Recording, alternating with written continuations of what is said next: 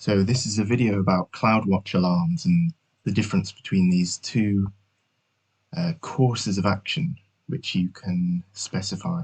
These are specifications for what to do when we come across missing data.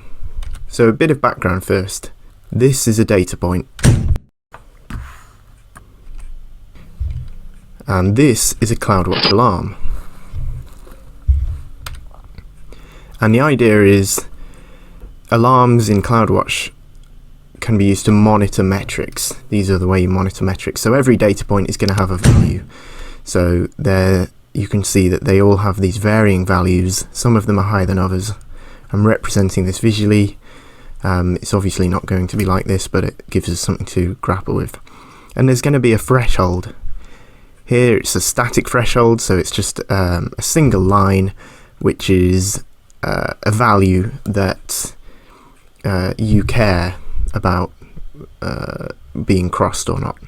So these 4 data points on the left, they're not breaching, they're below the threshold, whereas these 2 data points are breaches because they're breaching the threshold, they're going above it. And we're going to call data points which are non-breaching or breaching real data points. Sometimes in the docs this is how they're referred to. In contrast really to data points that have no value. So it's just got no value. We're not talking about things that have a value of 0, they have no value. And these data points are known as missing data points, and that's the focus of this video. So there's a missing data point. It's not breaching, it's not breaching, it's a missing data point. So throughout this, if I describe a data point as not breaching, or maybe not and then hyphen breaching, just keep in mind that I'm positively affirming a category. Okay, I'm not just saying it's not a breacher, it could be anything else. I'm not saying it could be anything other than a breacher. It could be a non-breacher, it could be a missing data. No, that's a category. I'm saying it's a not breacher. So this data point has a value and it's below the threshold. So this is from the docs, and they've got a section called configuring how CloudWatch treats missing data. What do we do when you come across data points with no value? So sometimes not every expected data point for a metric gets reported to CloudWatch. For example, this can happen when a connection is lost, a server goes down, or when a metric reports data only intermittently by design. And CloudWatch enables you to specify, to configure how to treat these missing data points. And this helps you to configure your alarm so that it goes to alarm state only when appropriate for the type of data being monitored. So there are reasons you might want to set it up differently to respond to this no data situation. So you can avoid false positives, which is a situation where it comes back saying that alarm basically when it shouldn't. It's a positive result. Think in general life, a positive result when there shouldn't be one. So you can avoid false positives when missing data actually doesn't indicate a problem, but it's suggesting there is, so it's not good. You want to avoid false positives. Similar to how each alarm is always in one of 3 states, each specific data point reported to CloudWatch falls under one of 3 categories: not breaching, breaching, or missing. We've already gone over that. And we're just going to go over a few things again. We'll go over the alarm states in a moment. For each alarm, you can specify CloudWatch to treat missing data points as any of the following. And this is the 4 really ways. 4 ways you can configure CloudWatch to respond. So not breaching. Missing data points are treated as good and within the threshold. So we kind of just pretend that they're not breaching. Missing data points are treated as bad and breaching the threshold. We pretend or treat them as breaching. Ignore, the current alarm state is maintained, or missing it. If all data points in the alarm evaluation range are missing, the alarm transitions to insufficient data. So just to explain a bit of the terminology, every data point has a length of time associated with it. It's just the way it works, okay? So you can see here, each of these data points below, we can see they've got a little span of time, and this is called the period. The period. And an alarm can be configured to go off or go to alarm state when a certain number of data points are breaching. So it's not just that it goes off when a data point is breaching. You can have a certain number breaching, and the number of periods that an alarm examines when it's deciding whether to go off is called the evaluation period. So that's a key term, EP, evaluation period. And you can require that the data points breaching be consecutive, so without interruption, like on the image on the left here. So you can say, I want to make it so that the alarm only goes off if we've got 3 breaching data points which are consecutive, or you could even have it so that it's non-consecutive. I want the alarm to go off if there's 3 breaching data points, even if there's gaps in between them like that. That's how good CloudWatch Alarms is. So here's a question that you can configure. How many breaches, data points breaching, are necessary to set off an alarm? Now your answer is going to be known as the Datapoints-to-alarm, or DTA, I'm going to call it. So you should read that like as if it's saying data points until alarm. How many data points until the alarm goes off? So if I say my data points to alarm is 3, it means 3 data points are required to go to alarm. Here's a question as well you might be interested in. How many data points do you want me to go? Do you want the alarm to examine when deciding whether to go off? And your answer to that question is known as the evaluation period. Okay, so it's not the same as just a plain period. Every data point has a period. What we're saying here is how many periods do we want to be bunched together into an evaluation period? So the evaluation period is basically how many periods you look at, or, and this is the same thing because every data point has a period, how many data points do you want me to look at? So that's the evaluation period. Now more recent data points are always given early bird tickets to the evaluation period. This will make more sense in a moment, but the key point is that the evaluation period is the latest data points. Okay. So we might look at some data points like this, and we're always going to put the more recent data points on the right. So to the left it's getting more historical, right? So here we've got 3 breaching data points and 4 non-breaching data points. Now we might have an evaluation period of 2. This terminology will become easier very quickly. So if our evaluation period is 2, it means this is how many data points we're going to look at when we're deciding how to determine the alarm state. And our data points to alarm is 2, and that means we want there to be 2 breaching data points at least before, if we're going to go to an alarm. So if we had a evaluation period of 2 and a data points to alarm of 2, would the alarm go off if we had this configuration? And remember, the EP, the evaluation period, is the most recent one. Well, let's think about it. So this is going to be our evaluation period because it's 2 and it's always the most recent ones, and they're both breaching. So if our data points to alarm is 2, well, we've got 2 breaches, so that is going to go to the alarm state. Let's look at a different one. Let's suppose that our evaluation period is 3. This means that our evaluation period is going to be these 3 most recent data points rather than 2. And just like before, our data points to alarm is 2. Well, have we got 2 data points that are breaching? Yes, we have. So that will go to an alarm. Let's suppose the evaluation period is the same, so we'll keep this blue box, but the data points to alarm is 3.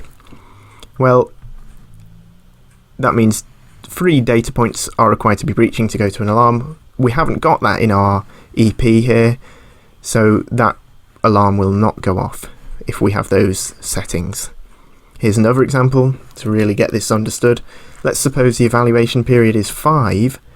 So it's always counting from the most recent. So it's the 5 most recent data points. Again, data points to alarm is 3. Well, now have we got our data points to alarm fulfilled? Yes, we have. Because we've got 1, 2, 3 breaching data points. I've shown the breaching data points in red, so that alarm will go off. And if we stay with that evaluation period of 5, and let's say we're a bit more strict here, it's only 2 data points to alarm. Will this alarm go off if we have if we have these data points? Yes, it will. Okay, there we go. Now just notice that if you see this, which is all red, a sea of red, if you had an evaluation period of 2 and your data points to alarm is 2, this wouldn't go off, this alarm, because we're going to consider the 2 most recent data points, and we haven't got 2 data points that are breaching, so that actually wouldn't go to an alarm, just to counter any intuitions you might have that just because there's a sea of red that will go to an alarm, and here there's a sea of green. But if we had the evaluation period as 5 and we only required 1 data point to be breaching for an alarm, well, there's our evaluation period, so that would go to alarm, just to puncture any intuitions you might have that it's necessarily the case that lots of breaches mean you're going to an alarm and lots of non-breaches mean you're not going to an alarm. Okay, so a notation that we might use is that when we have a non-breaching data point, we're going to just put a 0 there instead of putting these bars like this. And we're going to put an X when there's a breacher. This is a notation that we find in the AWS documentation. So just to get used to that. And when there's no data, we're going to put a horizontal line or a dash like that. So we won't see any bars sometimes, we'll just see these symbols. 0 means we've got data, but it's below the threshold. A breacher, no data, and then a breacher. A breacher being one with data beyond the threshold. Okay, so sometimes you'll hear alarms being referred to as like a 1 of 5 alarm. So if we look here, we've got an alarm that's been configured with an evaluation period of 5, that's the blue box here, this interior blue box, and a data points to alarm as 1. Okay, and that would be alarm. And we might call that a 1 of 5 alarm. And that is linked to the fact that we've got a 5 and a 1 of 5 alarm. And more generally, it's an M of N alarm. And the M, the letter M for Mike is, or monkey, is for that's the data points to alarm number. And the N, or the second figure that we mention, is going to be the evaluation period, just to remember that. So in yellow, the DTA, that's answering the question of how many data points need to be breaching for the alarm to go off. So let's say we want that to be breaching and that to be breaching. So that's our DTA, and that's going to be the M. And our evaluation period might be 5. So it's an M of N alarm, and here we'd just call that a 2 of 5 alarm.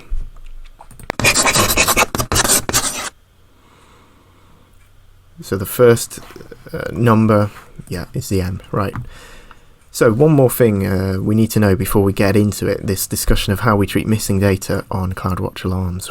Sometimes there's an emergency. So you've got your evaluation period. Let's say you've got a 3 of 3 alarm, remember, M of N. So the first number is the data points to alarm. Of course, it doesn't matter here, but your data points to alarm is 3, your evaluation period is 3, and let's suppose you go, right, this is my blue box, this is going to be the evaluation period, there are my 3 data points, get ready to evaluate. Okay, here we go.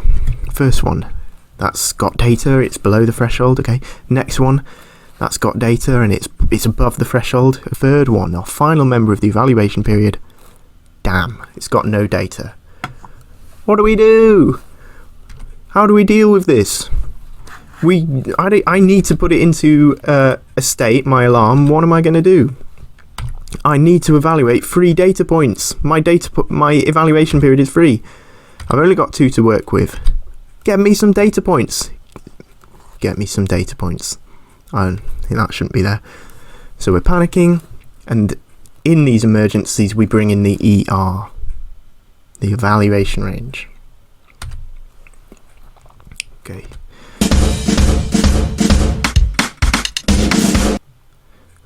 So we extend the data points outwards. As you can see, we've gone further back.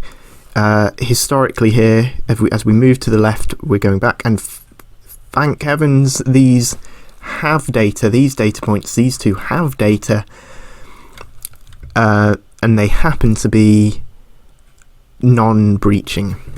So now we've got our evaluation period. We'll just give that a tick there because we've got 3 data points with data, either an X or a 0.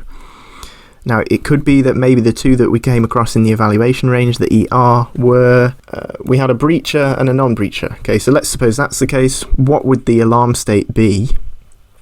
Well, remember, we always prioritize more recent data, so we'd first look at this breacher. So we've got a breacher, a non-breacher, and a non-breacher.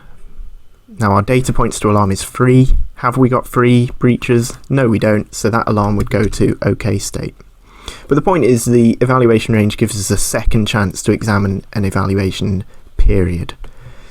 So yes, we have these 2 terms, evaluation range and evaluation period. But the evaluation period is the number of real data points, or data points with data, either breaches or non-breaches, that we need to look at to make that determination. And the ER is the kind of wider pool from which we can draw on to constitute an evaluation period. Okay, it may have not been described too well there, but I hope I've just shown what it is. So the ER is that wider pool. Here's the docs. How alarm state is evaluated when data is missing. Whenever an alarm evaluates whether to change state, CloudWatch attempts to retrieve a higher number of data points than the number specified as evaluation periods. The exact number of data points it attempts to retrieve depends on the length of the alarm period and whether it is based on a metric with standard resolution or high resolution. The time frame of the data points that it attempts to retrieve is the evaluation range. Now you'll notice it said whenever an alarm evaluates whether to change state, and I've presented the ER as if it comes in an emergency when we're missing data. This isn't really going to matter because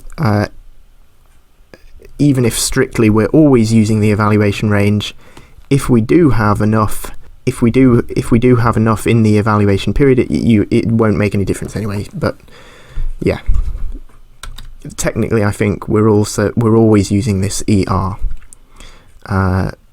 Okay, yeah, so it doesn't use the ER if it doesn't need to. Once CloudWatch retrieves these data points, the following happens. So there are kind of 3 possibilities. So if no data points are in the evaluation range, so that's one possibility, but maybe some data points in the evaluation range are missing. In fact, both these last 2 bullet points to do that. So either some data points in the evaluation range are missing, but the total number of existing data points that were successfully retrieved to the evaluation range is equal to or more than the evaluation periods. So that's kind of a good thing, that middle bullet point. But maybe some are missing, and the number of actual data points that were retrieved is lower than the number in the EP. Now that 3rd bullet point is the dire situation. So let's just suppose that no data points in the ER are missing. That's kind of an easy situation. CloudWatch evaluates the alarm based on the most recent data points collected. The number of data points evaluated is equal to the evaluation periods for the alarm. The extra data points from further back in the evaluation range are not needed, they're ignored.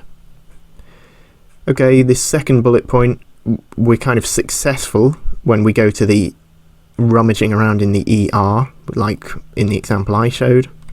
Well, CloudWatch evaluates the alarm state based on the most recent real, again that means breaching or non-breaching data points, that were successfully retrieved, including the necessary extra data points from further back in the evaluation range. And then, in this case, the value you set for how to treat missing data is not needed and is ignored.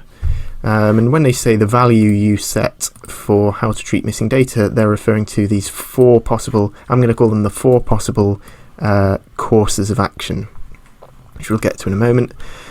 And then of course, maybe in the dire situation at the bottom here, you can't even kind of fulfill your evaluation period, So CloudWatch fills in the missing data points, and they kind of use your instructions for your how to treat missing data. And we're going to look at those 4 causes of actions soon. However, all real data points in the evaluation range are included in the evaluation.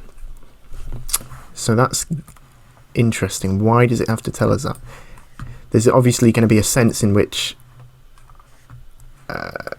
sometimes it combines what is there in the ER with the instructions you've given for the 4 courses of action. CloudWatch uses missing data points only as few times as possible. So this is how it works. There are 3 possible states of an alarm. It's either O, OK, that's what the O stands for there. The A stands for alarm, and then the I stands for insufficient data.